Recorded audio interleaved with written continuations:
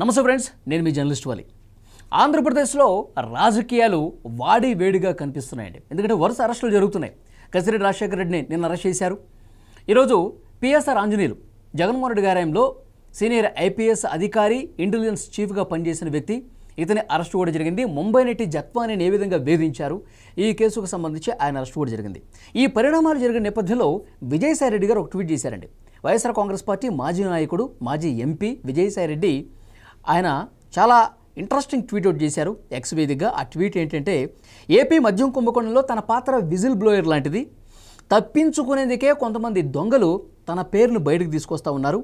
దొరకని దొంగలు, దొరికిన దొంగలు నా పేరును లాగుతున్నారు. నేను అసలు ఒక్క రూపాయి కూడా ముట్టుకోలేదు ఈ లిక్కర్ కేసులో. లిక్కర్ దొంగల దుస్తులు ఇప్పటి వరకు సగమే విప్పారు. మిగతా దుస్తులు విప్పేందుకు పూర్తిగా సహకరిస్తానని చెప్పి చాలా స్పష్టంగా ఈ ట్వీట్లో ఆయన పెట్టినటువంటి పరిస్థితి ఉంది. ఇక్కడ క్లియర్గా మనకు అర్థమవుతుంది, ఆయన కాకినాడ పోర్టులో విచారణకు వచ్చినప్పుడే జగన్మోహన్ రెడ్డి దుస్తులు సగం విప్పేశాడు విజయసాయి రెడ్డి. ఎందుకంటే మద్యం కుంభకోణం అసలు జరగలేదురా బాబు అని చెప్పి వైఎస్ఆర్ కాంగ్రెస్ పార్టీ నాయకులు చెప్తున్నారు. ఇది కక్ష సాధింపులో భాగంగా జరుగుతున్నాయి ఇది అంతా అని చెప్పి వాళ్ళు మాట్లాడుతున్నారు. అలాంటి సందర్భంలో కుంభకోణం జరిగింది, పాత్రధారి సూత్రధారి కసిరెడ్డి రాజశేఖర రెడ్డి, మొత్తం ఆయనే చేశాడు అని చెప్పి అన్నాడంటే ఇండైరెక్ట్గా జగన్మోహన్ రెడ్డిని ఇరికిచ్చినట్టే. ఆయన హయాంలో ఆయన డైరెక్షన్లోనే ఇది జరిగిందని చెప్పి ఆయన పరోక్షంగా చెప్పినట్టే. ఇంకేమన్నాడు, భవిష్యత్తులో ఈ కేసుకు సంబంధించి ఇంకా ఏమైనా డీటెయిల్స్ ఇవ్వాల్సి వస్తే ఇస్తా అని చెప్పి అన్నాడు. దాంట్లో భాగంగానే ఆయనకి సాక్షిగా నోటీసులు ఇచ్చి పిలిచారు మద్యం కుంభకోణంలో. మనం కూడా కొన్ని ప్రశ్నలు సంధించి వివరాలు తీసుకున్నారు పోలీసులు. ఇక్కడ ఒకటి క్లియర్గా మనం అర్థం చేసుకుంటే, ఈ ట్వీట్లో ఏమన్నాడు, ఈరోజు ఉదయం చేసిన ట్వీట్లో సగం బట్టలే విప్పారు, మద్యం కుంభకోణం చేసిన వాళ్ళ బట్టలు సగమే విప్పారు, మిగతా సగం విప్పేందుకు నేను సహకరిస్తా అంటే ఇంకా అసలు సూత్రధారులను ఇంకా పట్టుకోలేదు. వాళ్ళు పట్టుకునేందుకు, వాళ్ళు కూడా అరెస్ట్ అయ్యేందుకు, వాళ్ళకి సంబంధించిన ఆధారాలు ఏవైతే ఉన్నాయో అవి బయట పెట్టేందుకు నేను సిద్ధంగా ఉన్నాను అని చెప్పి చాలా స్పష్టంగా విజయసాయి రెడ్డి గారు చెప్పకనే చెప్పారు. మనం 2-3 రోజుల నుంచి వార్తలు వింటున్నాం, ఆయన భారతీయ జనతా పార్టీలో జాయిన్ అవుతాడు. మొత్తం అగ్రనాయకులు భారతీయ జనతా పార్టీకి సంబంధించిన నేతలతో ఆల్రెడీ డీల్ కూడా కుదిరిపోయింది. ఇక నేడు రేపు భారతీయ జనతా పార్టీలో జాయిన్ అవుతాడని చెప్పి ఈ ప్రకటనలు మనం వింటూ ఉన్నాం, వార్తలు వింటూ ఉన్నాం. సోషల్ మీడియాలో విపరీతంగా ప్రచారం జరుగుతుంది. ఇంకొక అడుగు ముందుకేసి కొంతమంది ఏం చెప్తున్నారంటే, భారతీయ జనతా పార్టీకి భవిష్యత్తులో రాష్ట్ర అధ్యక్షుడు విజయసాయి రెడ్డి కాబోతున్నాడని చర్చ కూడా చాలా బలంగా వినిపిస్తుంది. ఇప్పుడు ఈ ట్వీట్లు చూసిన తర్వాత, ఈ అరెస్టులు చూసిన తర్వాత, ఆయన మద్యం కేసులో విచారణకు హాజరైన తర్వాత మాట్లాడిన పరిస్థితులు చూసిన తర్వాత నిజమే అనిపిస్తోంది. భారతీయ జనతా పార్టీలో ఆయన జాయిన్ కాబోతున్నాడు. ఆయన చాలా విషయాలు ఆయనకు తెలిసినవి. ఆయన వైఎస్ఆర్ కాంగ్రెస్ పార్టీలో నెంబర్ 2గా ఉన్నాడు. ఆయన పార్టీలో ఉన్నప్పుడు జరిగిన ఈ స్కామ్లకు సంబంధించిన డీటెయిల్స్ అన్నీ కూడా ఆయనకు తెలుసు.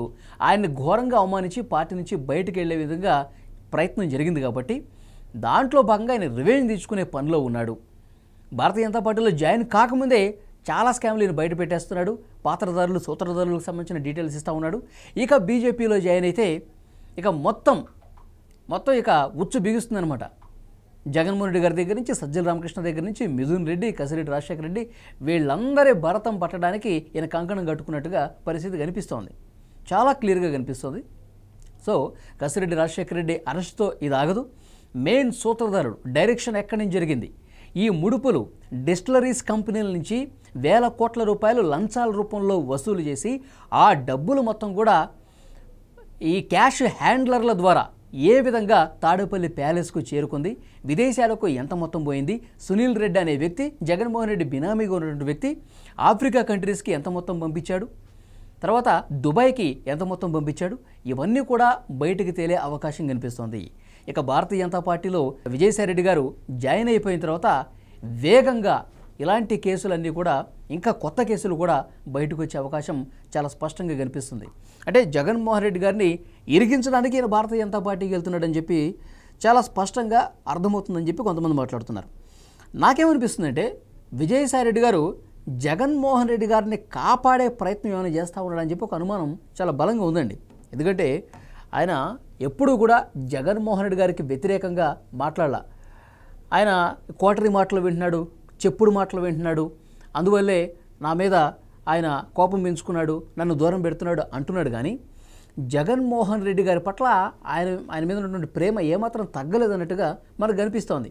ఈయన భారతీయ జనతా పార్టీలోకి వెళ్ళిన తర్వాత కూడా ఇంకా ఆ సత్సంబంధాలు మెయింటైన్ చేసి జగన్మోహన్ రెడ్డి గారికి ఉచ్చు బిగుసుకోకుండా, జగన్మోహన్ రెడ్డి గారిని కేసుల్లో బలంగా ఇరుక్కోకుండా ఆయన్ని కాపాడేందుకు ఎప్పటికప్పుడు బీజేపీ అగ్రనాయకత్వంతో జరుపుతూ జగన్మోహన్ రెడ్డి గారిని కాపాడే ప్రయత్నం ఏమైనా చేస్తున్నాడా? దాంట్లో భాగంగానే ఈయన బయటకు వచ్చి రాజకీయం చేస్తున్నాడా? బీజేపీలో జారైన తర్వాత కూడా ఇది యాక్టివ్గా ఈ పాత్ర పోషించే టాస్క్ ఏమైనా తీసుకున్నాడా? ఇలాంటి అనుమానం కూడా చాలామందిలో ఉంది. సో ఏది ఏమైనప్పటికీ కూడా ఈయన ట్వీట్లు చూస్తుంటే వైఎస్ఆర్ కాంగ్రెస్ పార్టీకి, ఆ పార్టీ నాయకులకి వ్యతిరేకంగా కనిపిస్తున్నప్పటికీ లోపల ఇంకేదో జరుగుతోంది అని ఒక అనుమానం అయితే ఉంది. సో డెఫినెట్గా భవిష్యత్తులో ఇవన్నీ కూడా బయటకు వస్తాయి. నిజంగా విజయసాయిరెడ్డి వైఎస్ఆర్ కాంగ్రెస్ పార్టీకి, జగన్మోహన్ రెడ్డికి వ్యతిరేకంగా ఉన్నాడా, లేదంటే ఒక నాటకం ఆడుతున్నాడా, ఒక డ్రామా ఆడుతున్నాడా? జగన్మోహన్ రెడ్డే ఈయన్నే కావాల్సుకుని బయటికి పంపించేసి ఇదంతా డ్రామా ప్లే చేస్తున్నాడు అనేది కూడా చాలామందిలో ఒక బలమైనటువంటి అనుమానం ఉంది. ఎందుకంటే ఇప్పుడు ఎన్ఫోర్స్మెంట్ డైరెక్టరేటు ఇన్వాల్వ్ కావాలి ఇప్పటికే. ఎందుకంటే లోక్సభలో లావు శ్రీకృష్ణదేవరాయలు గతంలో ఆయన వైసీపీ ఎంపీగా ఉన్నప్పుడు ఈ స్కామ్లు మొత్తం ఆయనకు తెలుసు. ఇప్పుడు తెలుగుదేశం పార్టీ ఎంపీగా ఉన్నాడు, ఆ పార్టీ పార్లమెంటరీ పార్టీ నేతగా ఉన్నాడు. లోక్సభలో చాలా స్పష్టంగా 4,000 కోట్ల రూపాయలు దేశం దాటించేశారు ఈ మద్యం కుంభకోణంతో అని చెప్పి ఆయన పార్లమెంట్లో చెప్పాడండి. మీడియా ముందో లేకపోతే ప్రైవేట్గా మాట్లాడాల. అత్యున్నత చట్టసభ అయినటువంటి పార్లమెంట్లో మాట్లాడారంటే అది అథెంటిక్ ఇన్ఫర్మేషన్, సరైనటువంటి సమాచారం అయితేనే పార్లమెంట్లో ఒక సభ్యుడు మాట్లాడతాడు. లేదంటే ఆయన సభ హక్కుల ఉల్లంఘన కింద ఆయనకి నోటీస్ వెళ్ళే అవకాశం కనిపిస్తుంది, అబద్ధ ప్రచారాలు, తప్పుడు విషయాలు మాట్లాడితే. సో డెఫినెట్గా అవన్నీ చూసుకుని ఆయన మాట్లాడతాడు. కాబట్టి అమిత్ షా గారిని కూడా కలిసి ఆయన డీటెయిల్స్ ఇచ్చాడు. కాబట్టి ఇప్పటికే ఎన్ఫోర్స్మెంట్ డైరెక్టరేట్ ఎంటర్ అవ్వాల్సి ఉంది. ఎందుకు కాలేదు? ఇప్పుడు మహేష్ బాబు గారికి ఈడీ నోటీసులు ఇచ్చిందండి. ఆయన ఒక కంపెనీకి సంబంధించి ప్రచారకర్తగా ఉన్నప్పుడు డబ్బులు తీసుకున్నాడు, సరైన విధంగా నిబంధనల్ని ఉల్లంఘించాడని చెప్పి ఈడీ ఎంటర్ అయ్యి నోటీసులు ఇచ్చింది కదా. మరి సెలబ్రిటీల విషయంలో అంత వేగంగా, బిజినెస్లు చేసుకునే వాళ్ళ విషయంలో అంత వేగంగా వ్యవహరించినటువంటి ఈడీ రాజకీయాల విషయానికి వచ్చేసరికి ఎందుకింత నిర్లక్ష్యంగా వ్యవహరిస్తుంది, ఎందుకింత తాత్సారం చేస్తుంది, ఎందుకింత అలసత్వం ప్రదర్శిస్తోంది? ఇది కూడా చాలామందిలో డౌట్ ఉంది. ఈ పాటికి ఈడీ ఎంటర్ కావాలి, కానీ ఎంటర్ కాలేదంటే ఏదో రాజకీయం జరుగుతుందని చెప్పి చాలామందిలో అనుమానం ఉంది. సో డెఫినెట్గా ఈ అన్ని విషయాల మీద మరింత లోతుగా ఇన్వెస్టిగేట్ చేయాల్సిన అవసరం కనిపిస్తోంది. విచారణ సంస్థలు కూడా తమ చిత్తశుద్ధిని నిరూపించుకోవాలంటే రాజకీయ పార్టీలు కూడా, కేంద్ర ప్రభుత్వాలు కూడా సో వెంటనే ఆరోపణలు ఉన్నటువంటి విషయాలు, స్కాములు ఆధారాలతో సహా బయటకు వస్తున్నప్పుడు తమ చిత్తశుద్ధిని నిరూపించుకొని నేరం ఎవరు చేసినా నేరమే, తప్పు ఎక్కడ జరిగిన తప్పే. ఎందుకంటే వేల కోట్ల రూపాయల ప్రజాధనం ఇది. ప్రజలు పన్నులు కట్టిన దాంతో వచ్చినటువంటి డబ్బు మళ్ళీ ప్రజల అభివృద్ధి కోసం, సంక్షేమం కోసం, రాష్ట్రం, దేశం కోసం ఉపయోగించాల్సిన సొమ్ము తమ సొంతానికి జేబుల్లో వేసుకొని వేల కోట్ల రూపాయలు బయట దేశాలకు పంపించేస్తే ఎక్కడ ప్రజలకు న్యాయం జరిగినట్టు? సో డెఫినెట్గా ఈ రాజకీయాలన్నీ బయటకు రావాలి. విజయసాయిరెడ్డి గారిలో నిజంగా చిత్తశుద్ధి ఉందా లేదా, ఆయన జగన్మోహన్ రెడ్డి గారిని ఏమన్నా కాపాడే ప్రయత్నం చేస్తున్నాడా, లేదంటే ఆయన నిజంగా న్యాయం వైపే ఉన్నాడా అన్నది కూడా చూడాల్సిన అవసరం అయితే ఉంది. సో చూద్దాం నెక్స్ట్ ఏం జరగబోతుందో. ఈ వీడియో మీద ఖచ్చితంగా మీ అభిప్రాయాన్ని కామెంట్ రూపంలో తెలియజేయండి.